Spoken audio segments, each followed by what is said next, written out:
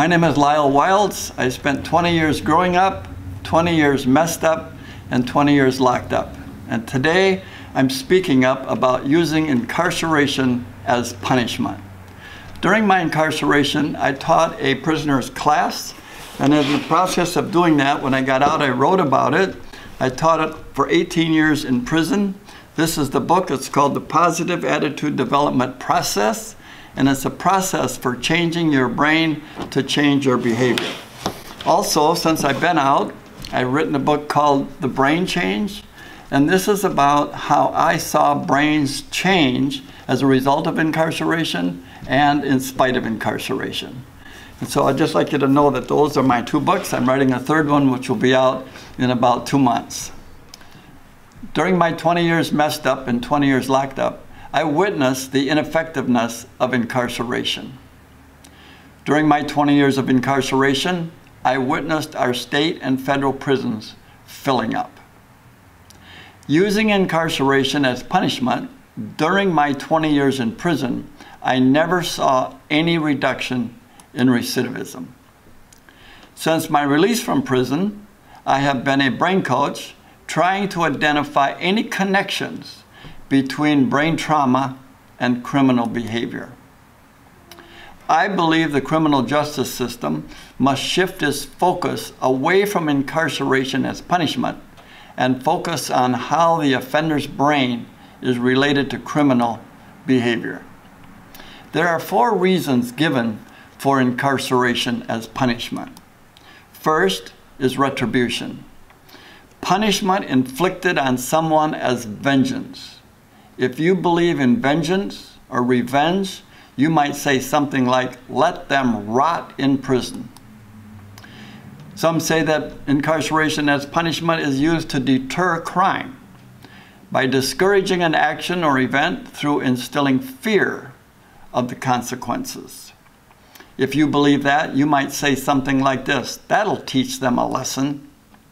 And then there's incapacitation, to make incapable or unfit. And when a person comes out of prison listed as a felon and has been incarcerated, they are marked. If you believe in this process, then you might say something like this, "We'll break their spirit." And then finally, rehabilitation, which is believed to restore someone to health. If you believe incarceration as punishment is rehabilitation, that is clearly a lie. Punishment does not restore health. Okay, now there are 3 major reasons or major causes for criminal behavior. The first is abusive childhood experiences. Second, addictions. Third, family and peer influences. There's also poverty, lack of education, lack of opportunity. We know what those causes are.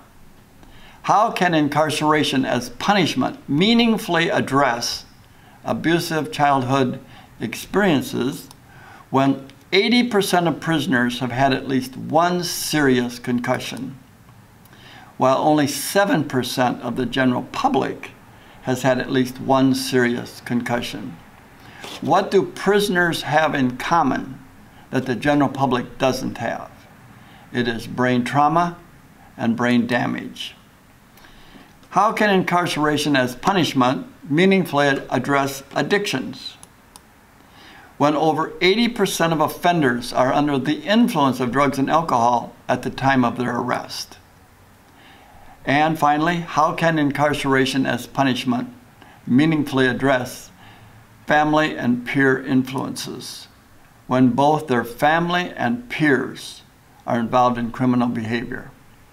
How can incarceration as punishment address poverty, lack of education?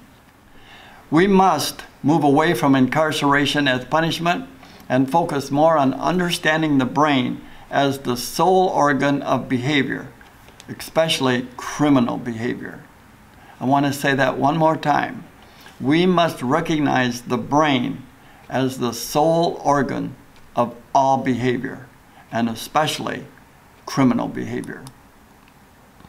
We must start an extensive brain scanning project to identify incoming offenders' brains' wellness. If we want to help someone who's causing criminal behavior, we need to understand how their brains are working. I have found my clients are interested in the wellness of their brains. Once they learn what areas are overworking and underworking, they can better coach their own brains, and they will, because they believe that change is possible. We have more compassion for animals that have been traumatized and physically abused than we do for children that have been traumatized and physically abused. News spoiler: criminals are not born. They're developed. They're created. They're created within our society. And brain plasticity, every brain has plasticity, and brain plasticity allows for the development of criminal behavior learned from their parents, their community, or institutional messages. Children come into the world without a choice regarding who will parent them. Children come into the world without a choice about what community or conditions they'll live in. Children come into the world without a choice with what institution or religious influences they'll be exposed to. Children come into the world without a choice about what music or media messages they will have to hear the first 15 years of their lives over and over again. As a result, decisions are often the result of neurological reflexes. They're learned, they're habitual, they're reflexes. During my incarceration, I actually found prisoners were interested in the wellness of their own brains. But unfortunately, there were no brain scanning projects available, and there is no funding I know of for scanning incoming prisoners' brains. This is why I must speak up against using incarceration for addressing criminal behavior and not scanning each brain, knowing the condition of the offender when they enter the prison system. Please share this presentation with anyone who recognizes we need major changes in our justice system.